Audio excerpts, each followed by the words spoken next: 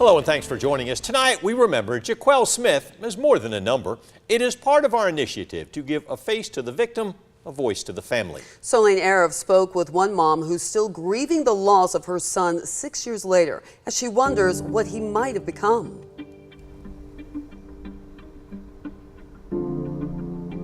Connie Smith said she still feels depressed knowing her son was taken from this world too soon. But it's been especially hard this week when her son's murder was back in the news. On Wednesday, Georgia's Supreme Court upheld the murder conviction of Raekwon Paldo. He's the man convicted of killing her son in 2017. Smith said it was painful to see Paldo still claiming he's innocent.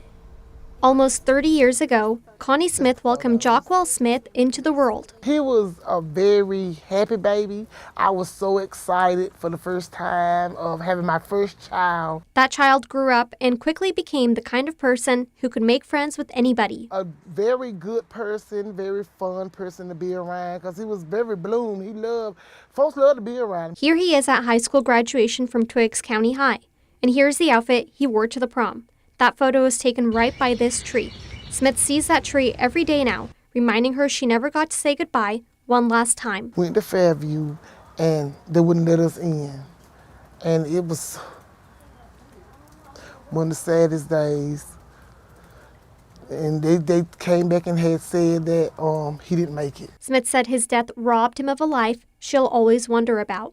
He was working on a degree at Georgia Southern University and dreamed of playing professional basketball. It hurt to know my son wanted to be something, wanted to have kids someday, had friends out here, and his birthday coming up and the time that he got killed. And now that her son's killer is back in court, it feels like someone's picking at old wounds all over again. To sit here and imagine that happened, and have to go see my son in a graveyard, and you walking around, even though you locked up, if your family didn't go see you. Now all she wants is to find peace for her family and move forward with the memories of her son that she'll remember forever.